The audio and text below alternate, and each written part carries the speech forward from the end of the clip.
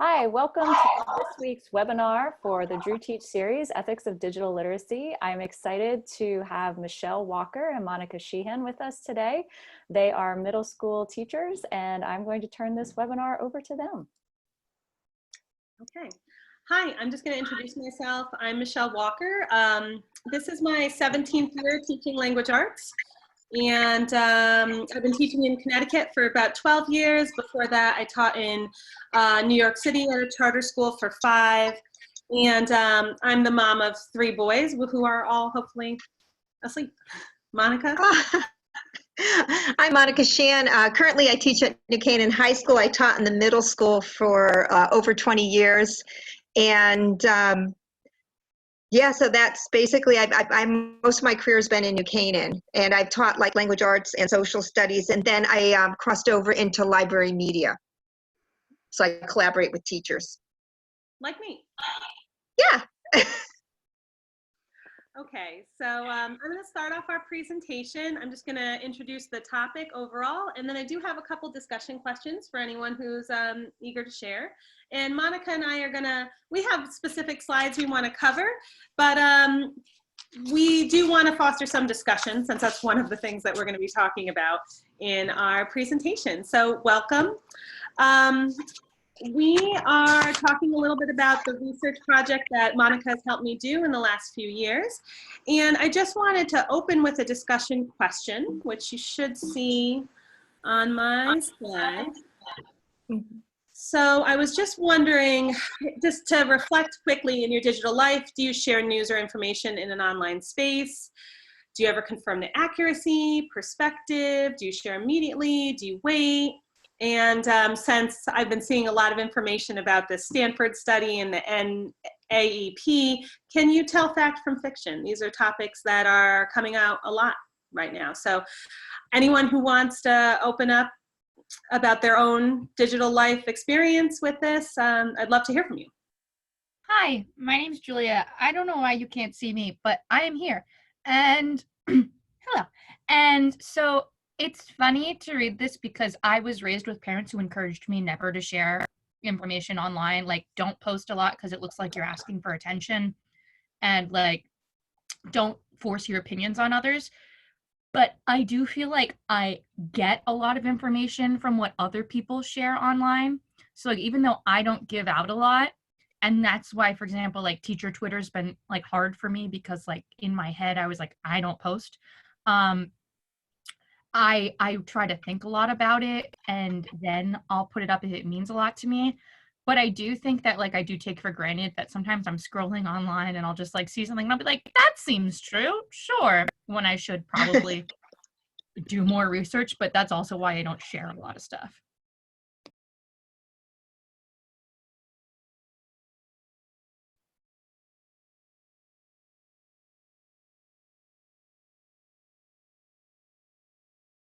Unmute, Michelle. Any other thoughts about this question? No? Well, feel free to jump in if you do have a comment or a thought. I started with this question because one of the things that we know as educators in our experience is that this has become like a realm that our kids live in a lot of the time. They spend a lot of time in digital media. And we wanted to think a little bit about slowing down and processing information. So for tonight, we're going to focus a lot on practice with the overlap of the ethical digital literacy, but we're also going to think a little bit about ourselves and then the communities that we foster in our classrooms to help kids learn a little bit about that process that Julia was kind of talking about, and being mindful about their experience and their finding information online. So one of the things that we decided to do is we reorientated the research process into a thinking process. So today we're going to talk a lot about what it takes to really focus on the thinking. I teach 8th grade, so it's been a process really helping them slow down and think about the information they're encountering in a day-to-day life. A little bit of the background of our chapter. We saw the call for information from Kristen, and I thought a lot about this unit that we do, this research unit, and I really liked the fact that our research unit focused a lot on synthesis. So when I started thinking about the importance of synthesis, I reached out to Monica, who was the librarian at my school at that time. I miss you, Monica. I missed you too. And we talked a lot about why synthesis was important, especially when our kids were doing so much of their research online. And I did want to make that connection as we move forward and get kind of into the nitty-gritty about what we do during this unit to really foster that thinking and time. Okay. So from my perspective, and Monica can obviously jump in, here are my main breakdowns of this chapter. The first one is just let students talk and just talk more about what they're finding. It can be in small groups, it can be in large groups, it can be with their neighbor, but just to really have that time, because talking and putting their thoughts into words really helps them think. They read so much during the beginning of the unit that we're going to discuss tonight that I really think slowing down and having them think and talk and process is one of the big takeaways. Slowing down everything during the synthesis, and then I wrote also and talk about it, because that is really important. Can I just jump in here? Yeah, like even a teacher conference, you really get to see how a kid is thinking about what they're researching when you start to talk to them and talk it out. So you can find some very, interesting observations about how the thinking process is going. Yeah, we do a conferring model regularly. So one of the things that's been helpful is definitely modeling with that. And then letting the research question drive the research was something. I just finished this unit right before break. So that was a big focus for me this year. What I really noticed was my kids, if they got an article, they wanted to annotate the entire article. If they were reading from a book, they wanted to read every single chapter. And in a lot of the conferring sessions that I led, I asked my kids, is this going to help you answer your question? Is this the information that you need? Because in my experience, I just found kids were sitting down and absorbing everything, and they weren't discriminating between what information was valuable or relevant and what was something that they could kind of skim through. So those were the big major points from my perspective, and Monica obviously can add in if you think anything else was major, but those are the main ideas that we're going to focus on throughout this presentation. So I'm going to talk a little bit about the research process. So can you see in the very center where it says question everything? So you want to question, where is the article coming from? Who's writing it? Look up the person online. Trying to teach kids, I think Julie, like where is that information really coming from? Can I trust that person, or is there a bias to it? So depending on what I'm researched, do I want to know what that bias is? So that's what we want students to do. The goal is to be educated consumers of information. This research process should be about inquiry, and inquiry-based learning that fosters original thinking to develop those original ideas. So this is an adaptation of a research model by Barbara Stripling. She's a librarian and a senior associate dean at Syracuse University. Our school system basically narrowed it down to, and we called it WISER because we thought kids would remember the acronym. So it's a five-phase research process that's recursive. You wonder, you explore questions, so you ask questions. And in this phase, you may just use research types of sources that are more background reference sources, because you want to get to know the background of your topic. Then you move into investigate. In investigate, you start to dig into deeper types of research sources. So you may use interviews, primary sources are big, journal articles. And then you start to synthesize by reading across the text and finding out, developing your thinking, and then you would express it some way. And again, this might become recursive because you might find you have a information gap, which is going to bring you back to the investigate stage to start to fill in those gaps, and then you review and reflect. Where does this lead you to next, or reflecting on the process, the research process itself. So students are reading across text to develop their own thinking.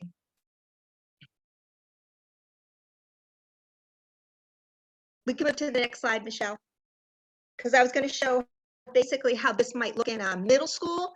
So for instance, if you look at Common Core and overlay it, if you conduct short research in grade 5, you're trying to build knowledge through different aspects of a topic. So you might ask, like, how are conflicts resolved? If you looked at the Revolutionary War, kids could pick an event, say the Boston Tea Party, look at it from a loyalist or a patriot point of view, have them look at the types of language those people use, and maybe write an article in their point of view. So you're starting to develop that, how somebody else might think a developing point of view. In grade 6, if you did something like how the environment affect the development of Egypt, they may start to refocus their inquiry. If they take something like religion, and they might start to look at gods and goddesses and notice that, hey, there's the gods have human bodies and animal heads. Why is that? And they start to see how the environment's affecting it. And that might lead them into looking into the afterlife and developing more questions. So we're building question building. By grade 7, they're starting to generate more questions. How has China's rise in power, what challenges was threatened China's rise to the top? If they look at something like pollution, they might start to ask questions about what's the government doing, what are the challenges that China's having with pollution. And in grade 8, we started to look at information. How does learning information about a certain day and time in history and event, say like D-Day, through multiple perspectives, impact a person's understanding of that event? So then you're really starting to get into multiple avenues of exploration. You might look at, like, a German soldiers, American soldiers, a speech, letters, things like that. You're getting into primary sources to start to develop that original thinking.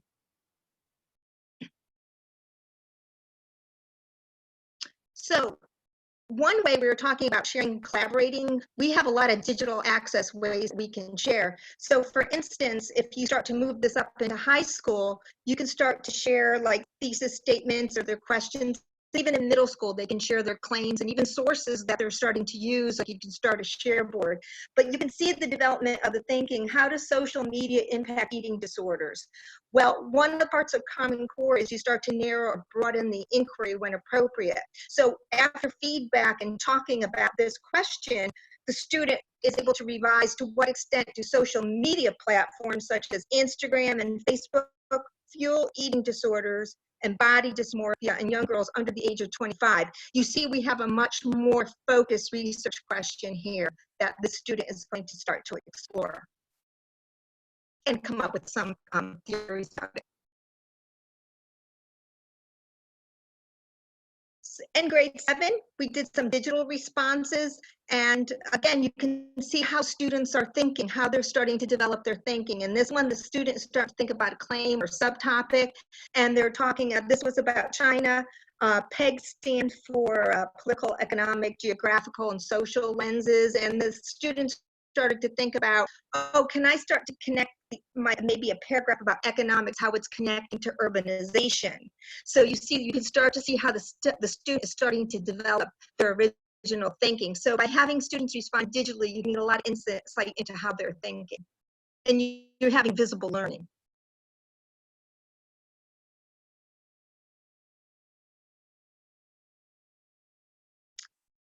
And then by stimulating questions, if we go back to the wonder phase, questions should be asked about your topic. One book that's really helpful if you're starting to learn how to deal with having kids generate questions is this book called Make Just One Change, and it talks about making questions and having kids prioritize their questions. They work in groups. You can actually then again talking to each other about their questions and prioritizing, what do I think are my top questions. So that's like a great book if you're starting out with having kids write questions or students write questions. And I don't want to interrupt Monica too much, but I will say that the Q focus questions that we do, we have the kids just brainstorm any questions that they have about their topic at first. And then Monica, I know you're talking about grade 7, and I'm like kind of thinking about what I do at my level, but the kids will brainstorm, you know, all of the questions that they have about whatever their topic is. We usually let them choose a topic from a list of about, I feel like 90. But after they do the free brainstorm, we start looking at opened or closed questions, trying to see whether there's a higher order question, more of an inquiry-based question, or if they're easy questions to answer, it's a yes or no, or then obviously if it's hypothetical, that was a big issue this year. I had a lot of kids asking hypothetical questions, which weren't really searchable. So we give feedback at each of the wiser stages while we're doing this process. And I think that, like I said in the beginning, the talking is really important because we turn and talk. Sometimes I'll say, okay, find 3 people to talk to share your questions about. And then as they're discussing, sometimes their peers generate even more questions about their topics that they can then pull from. So I think that that Q focus, which is one of the things that we do for the Wonder stage, is effective during the question formation process. Sorry, Monica. No, that's perfect. And this was just an example, say, of grade 7. And then we move into the investigative stage. So you can go to the next slide. Yeah. And this is where you start to get to primary sources, songs, speeches, talking about bias, point of view, and interviews. These are all great sources to use to start to see different perspectives so you can start to develop your own thinking about a topic or question.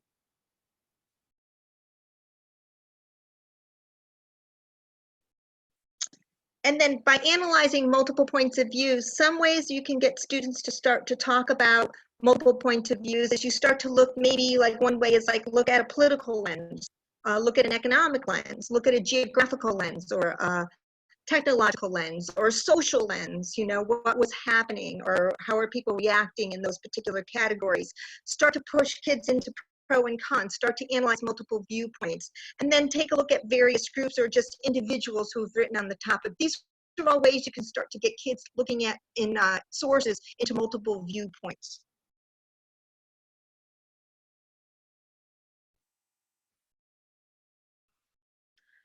So I think that this is a good place to talk a little bit about, and I think Monica can talk about this, as the kids get stronger in these skills. I know that the kids that I'm teaching, when we first started this unit, we gave them these headings or codes to search for. And then in the last 2 years, we've worked on the synthesis that we're focusing on tonight and had them create their own codes or headings in the end so that they're taking time to pull information and to look for trends in their research. And Monica, is this something that was one of the steps that we used to focus on and then move beyond? Oh yeah, because if you could start to look at, then it might bring you like to a political leader who wrote speech or, you know, economically what was happening and how that affected a certain event. So these are just ways that if you're trying to help develop, like when sometimes when you think like, oh, how can I develop those multiple viewpoints? By looking through those lenses might give you a way, an avenue into making it concrete for kids, for middle schoolers. So we went through a little bit of Wiser with some of that question creation with the Wonder, and we're talking a little bit about investigating multiple viewpoints and perspectives in multi-genre. So that brings us to the S in synthesis, which is what our chapter is mainly about, kind of slowing down and working on that synthesis. Although we do address some of the questioning as well. So I have a second question about what in your classroom or planning for your future classroom, like how do you build a collaborative classroom environment when students are working on individual research projects? So a lot of the times kids are working on a choice topic that they might be one of 2 kids in the classroom who are studying the same topic. So I was curious if anyone had any experience, whether as a student or as a teacher, building some collaboration when they're working on individual topics, and then any discussion techniques that work in your classroom and your experience with that. I can speak to my experience as a student. I remember for my, I think it was like my 7th grade science fair project, we all obviously, we had to have different topics. We couldn't have any repeats. And the teacher, I forget exactly how she did it, but she did a good job. We all had to be a participant in at least like 2 or 3 other studies.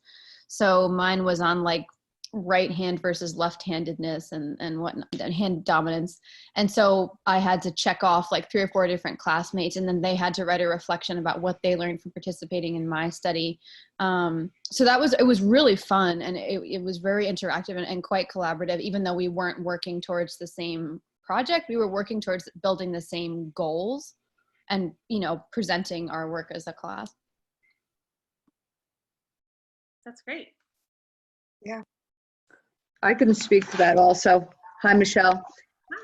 Hi. Hi, I'm sorry my video doesn't work there, but I'm an 8th grade language arts teacher like you, doing very similar work. And one of the things I find with my kids is they don't even mind if they're not doing the same topics, right? Because they do these inquiry posters I have them do. It's kind of the way they kind of track their research and where they're going and what their questions are and what they've been finding. And they use that as like a discussion, like starting point, and then share with a group. And the group, I just kind of pose it as everybody offers something as just an audience. We care about lots of different things. So their natural questions to the person as the person's trying to really in their discussion of that person as they present their inquiry poster. And it's not a final, it's all throughout the process. They're figuring out what they're trying to say. And the kids' questions really help them dig a little bit deeper and think about what's the other viewpoints and what's the other sides to the topic. So I have found that you say to them, you know, you show how people that just in every discussion that we have in life, your opinion, your thoughts, your experiences help somebody else think about something broadly. We kind of also talk about in my class just searching for the truth of everything, so that we're all these citizens searching for the truth to make the world a better place. So that's why we all have to, you know, not just think about our topic, but contribute to everybody's topics. Yeah, I love that. Yeah. I have an idea to share that I just had. So I'm actually starting a project with my 5th graders next week, and I'm in social studies. So while they get to choose their own topic, all the topics are kind of related around a central theme. So, and I think the biggest challenge with 5th grade is that students are learning how to use search terms, and they're not quite comfortable finding sources, period. Right. So I'm thinking of having like a shared document where students can put links to things they find that either helped them or didn't help them, but might help someone else. And they could even write on the side, like an annotated bibliography kind of, you know, look at this source if you want to learn about blah, blah, blah. So they can all be kind of in that helping each other. Yeah, I think that's a great idea. That's something that we would do too, is you have a share board like that. And even in 5th grade, even if you vet out some sources to begin with, and if they find something, have them pass it through you, you know, and talk about it, why it was credible. And then, yeah, have them share like that. I think that's a great idea because it becomes a community of learners. And then they can, you know, explain like why they thought that was a good source.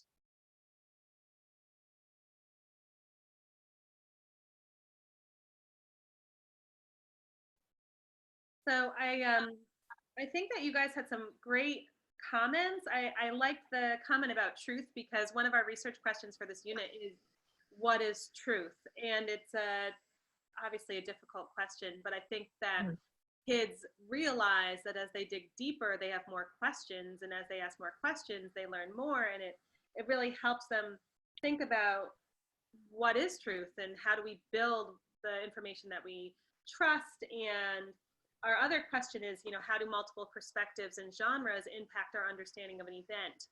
So we really focus on how information is shared with us across genres and across perspectives. And it's interesting because sometimes the essential question becomes one of the kids' statements at the end, like, I'm not 100% sure what is true. And I'm like, I know. Sometimes I feel but that shows me that they're really like thinking and they're seeing how complicated their topic is, where in the very beginning of this process, kids are like, well, I know it's this, this, this, and they just kind of share their facts very, very concretely. I think that organizing is one of the ways that we use as one of the steps that we use as a thinking tool. So we really focus on that S in synthesis.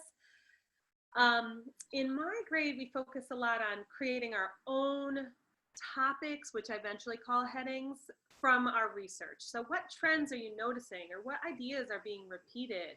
I try to use the word coding with the kids, but sometimes they're like computer coding? I'm like, no, not exactly. But we talk a little bit about how do we, notice our patterns in our reading and identify some of those patterns and start naming them. And when we start naming patterns, then we're able to kind of synthesize that information.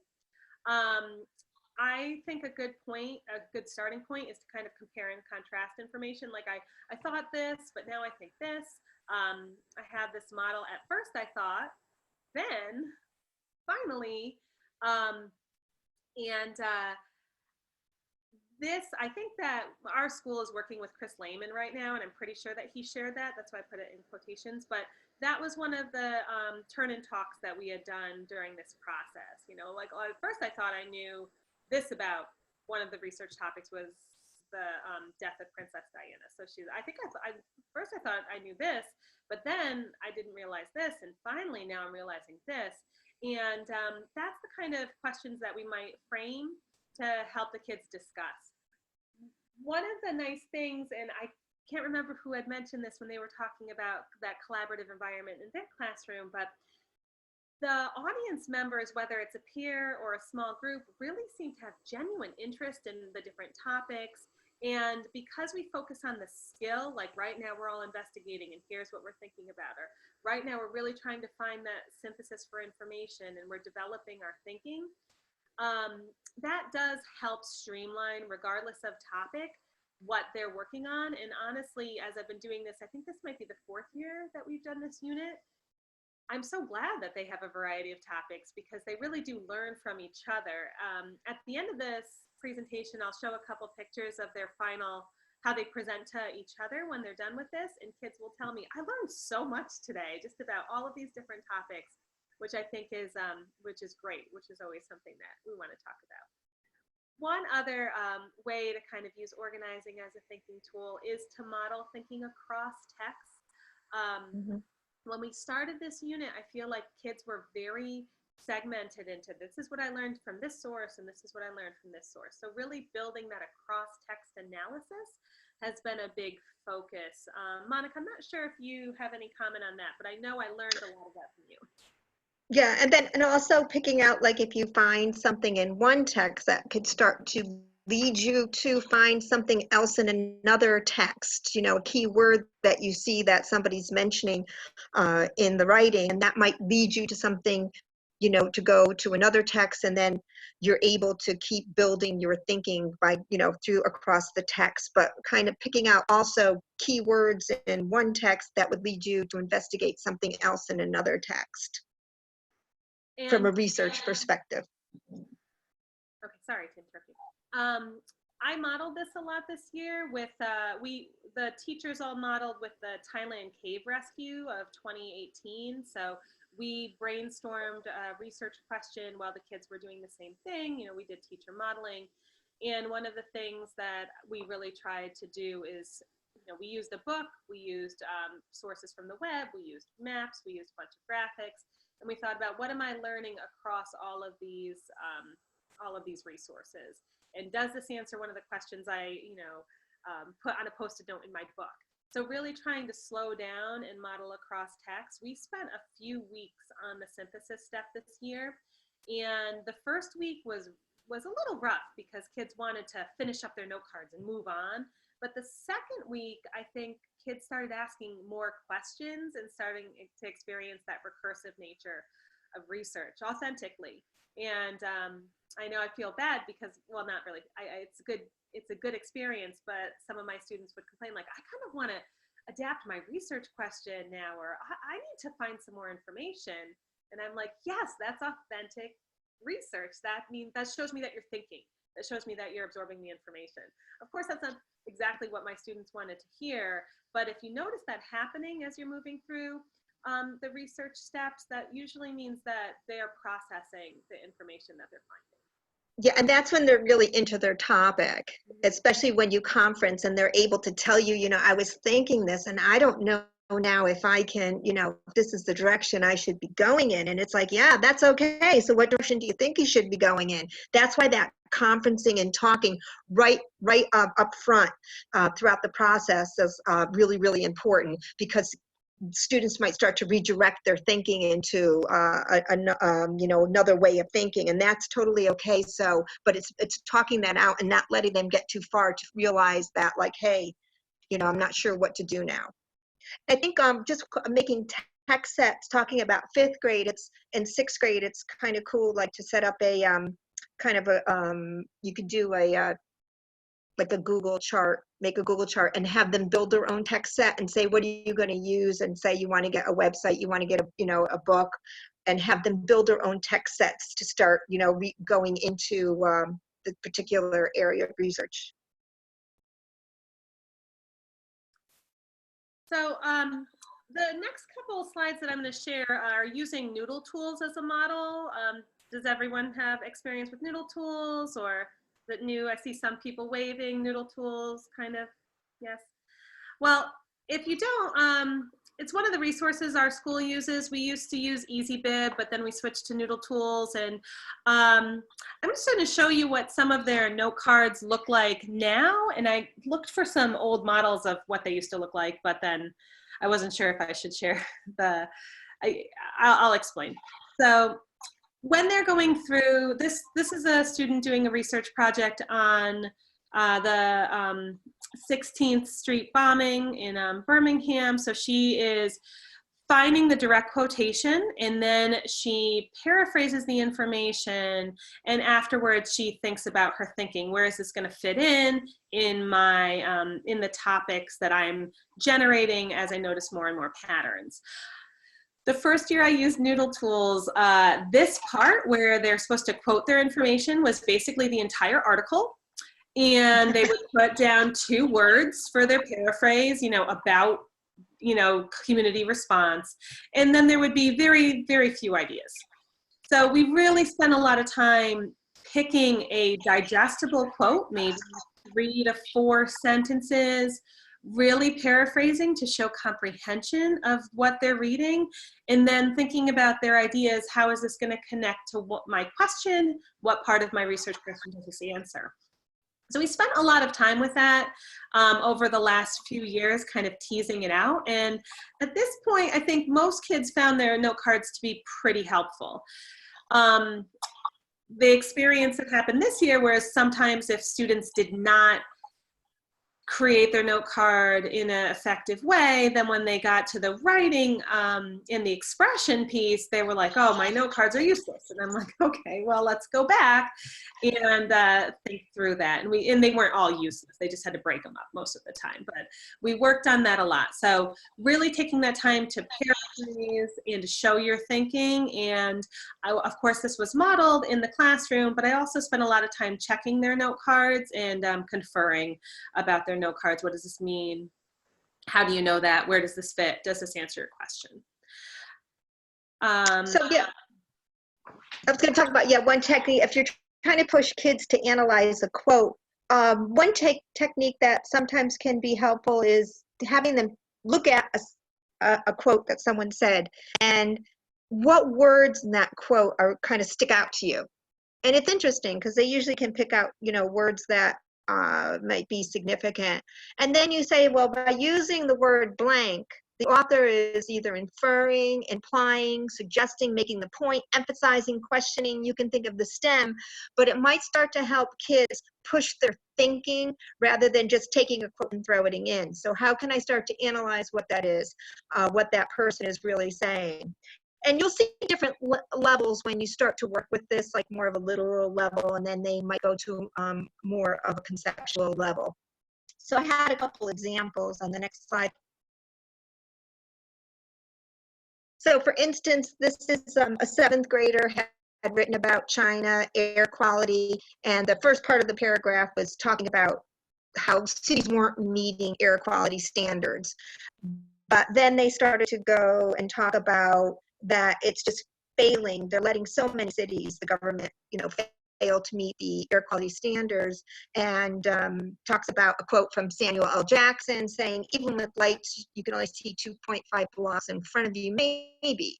So the kid picked out the word maybe and said, Jackson is inferring that China has a very, very bad smog, and maybe it's possible to see ahead while walking outside. This is what it looks like in many Chinese cities.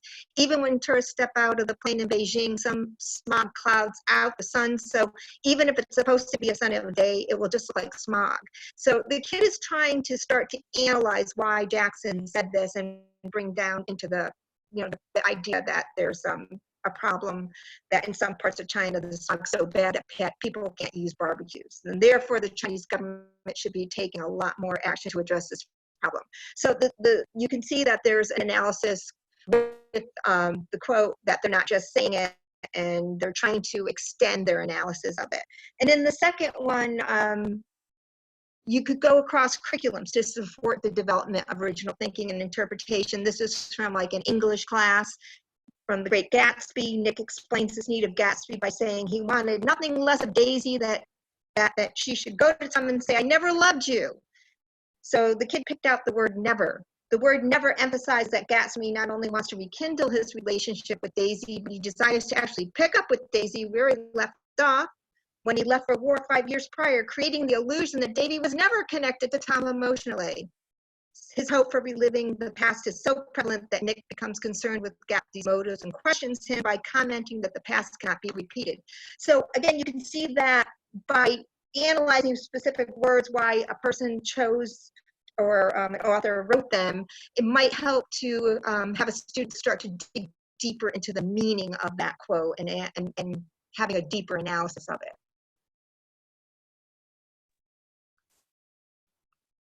So once those, when we're working through this process, once those note cards are, like well analyzed, paraphrased, the selections are strong, we start the piling process. So I did this physically as a kid with physical note cards, but it's really nice to do them in Noodle Tools because when you pile them, you can start seeing some of those headings or in topics, some of the ways that you organize your information. So this is the same student from a year ago. She's looking at bombers' motivation, some of the effects of the bombing, the recovery and church security efforts after the event. And then she can choose to color code them. I don't think we wrote a lot about this in our chapter, but one of the things that we try to do is have the kids try to write in a different text structure. So I think she color coded her text structures, like the bomber's motivation, I'm going to write in cause and effect, and the effects of the bombing, I'm going to write in problem solution, and recovery, maybe I'm going to do in description, kind of tackling some of the text structures, which is a next step after the organization. Like they have to organize all of their information first, and depending on the student, sometimes I'll have kids pick 2 text structures to communicate in, whether it's compare and contrast, whether it's cause and effect, as I just mentioned. If it's a student who's ready for a little bit of a challenge, we'll do different text structures. And the actual creating in text structures helps the kids realize that authors of nonfiction or, creators of the websites, because they do a website, need to decide how they're going to write something for expression. So one step to end synthesis is once we get those piles, and then we create an outline. In Noodle Tools, it's nice, you can just kind of export to an outline, so all of the cards are there. One of the successes here that I like highlighting is that All of these piles are across text. So the information that they found is not just from one source, it's from multiple sources, and they're really kind of building their information from their reading across text. And I'll double check to make sure they're not all from the same source. Many students sometimes will try to organize them. These are my articles, and these are my photos, and these are my videos, and this is everything I got from this book. And then we resort and kind of comb through all of the information. And then we outline, and then we finish. So our final product, since we talked a lot about the importance of talking, is somewhat a modified gallery walk. We do it in concentric circles, and the kids' final product is, I didn't zoom in too much, but you can see they all have a Chromebook because they create either a Google site or an Adobe Spark page. So we go from thinking about how we consume information digitally, and then we turn around and try to express the information that we found in a digital format. The kids, I teach in the middle school. We present to a somewhat authentic audience. We're a cross team here. So I'm on purple team, so my purple team kids are presenting to green team. So they're presenting to a peer that they may know, but that they aren't in class with all the time. Sometimes a teacher will come in and see some of their presentations, and they kind of go through their web page. They let kids watch the video, they let kids read. One thing that is nice is that their headings become like their separate tabs on their website, so it all kind of fits together pretty nicely. And they also incorporate multimedia. One of the sources that they're looking for is also multi-genre and multimedia, so they get to decide, should I write this entire piece in sequence and order, or maybe a timeline would be more effective? And then they go for the timeline, and we spend some time creating the web pages, and then they're super nervous for this presentation, and it's very calm. We just do it in a circle, so all of my students are on the outside, everyone else meets, and then they move one down, and then they move down. So the kids present 3 times to a different peer, and then they switch, and then they are the audience for the other team presenting to them, which is kind of a nice way to end their research unit. Monica, you've observed this before, and I'm not sure if they do something similar in the high school. Yeah, we have some interesting things. Like we've incorporated one cool project that kind of builds off of this is in 9th grade. They do the collapse of a civilization, and we're able to put in design thinking into the research, where the kids actually make a Rube Goldberg machine, and they will start to talk about, say, the Mayan civilization, and they will create a machine in the maker space out of different, just materials we have, to show that, hey, there was deforestation, and then that led to, erosion of soil, which led to a decline, starvation, and so on and so on. So, and then they will share in small groups basically what they found out. And what's kind of cool is they also brought in design thinking into the research process, because they created these machines and they share. So there's different experiences that are built on this kind of experience in middle school.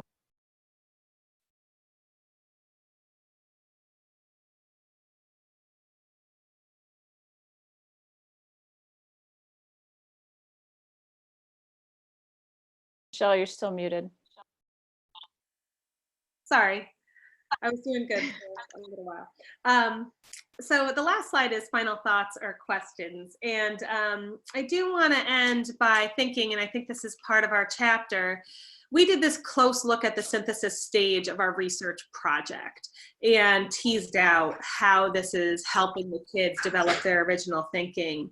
And as teachers, sometimes we need to spend some time focusing on what our kids are thinking and really building just the space for the kids to research in a way that allows for integrity in the final projects and original thought.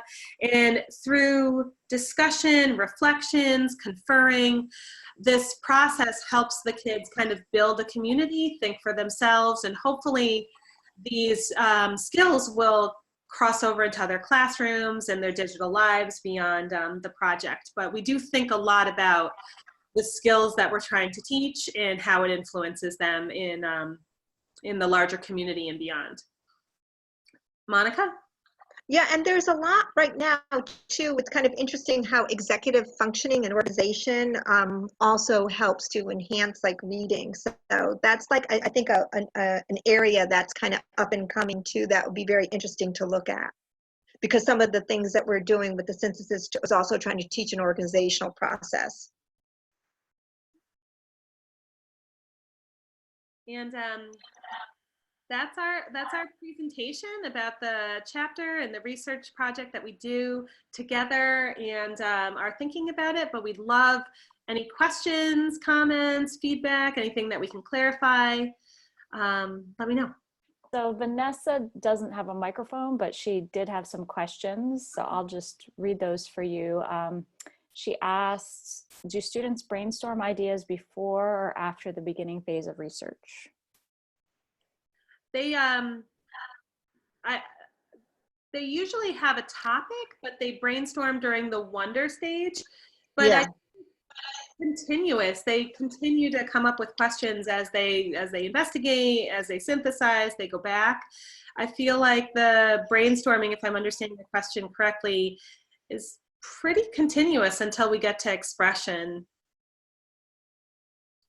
And then she also had asked, do students start coding before or after they start their preliminary research? This idea of, you know, the codes that they would assign might come from biases that they bring into the research as compared to what they're learning during the research. So I think just maybe clarifying how all of that works together would be helpful. I think, first of all, they have to start reading to see what emerges.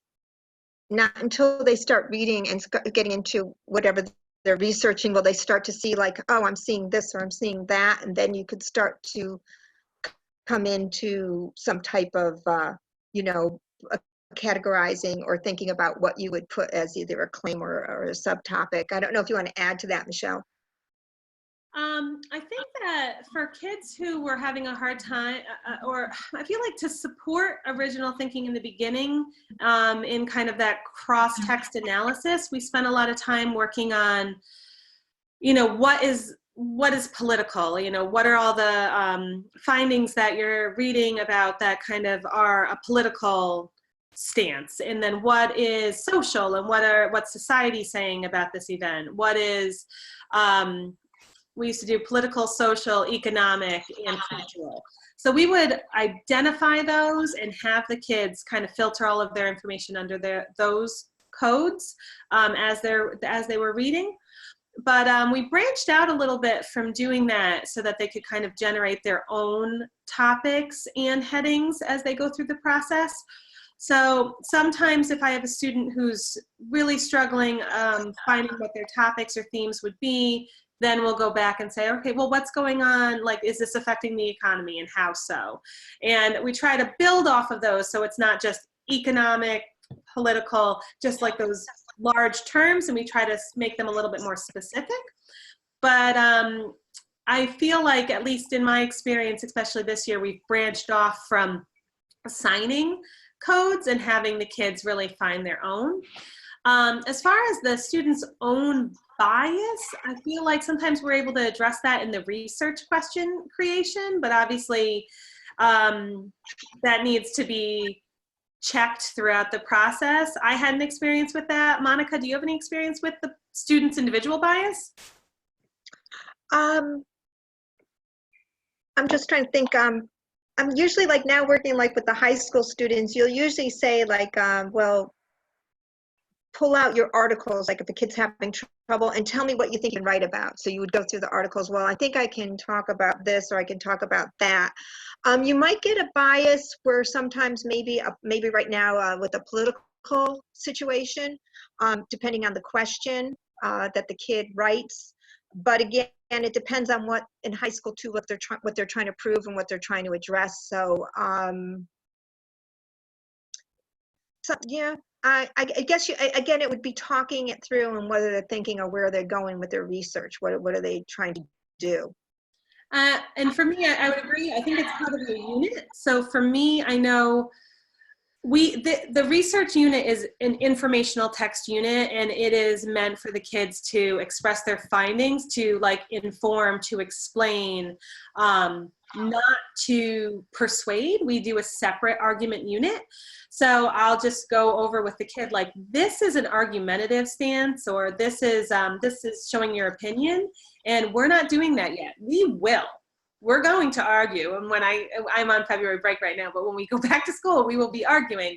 But that's not what we're doing right now. We're gathering information to inform and to be like a well-researched informant.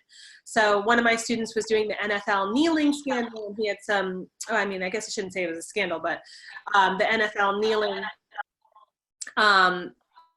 response. So he had an opinion about it, and a lot of his questions were very specific about sharing his opinion, and so were his headings. And I was like, whoa, we're not arguing here. We have to find out, well, if that's what the coaches said, well, what are the players saying? And why did people support this person? And why were people against it? We have to show both perspectives. And so Right. he was still interested in the topic, but he had to check himself a little bit. And it was helpful to just ground it in, this is an informational unit. We're explaining all sides. We can't just, we're not arguing yet. And that works nicely in my, my units for the year, but that's the way I addressed it with that student. I'm not sure if that's helpful. I hope so. Any other questions or thoughts? Anything that was unclear?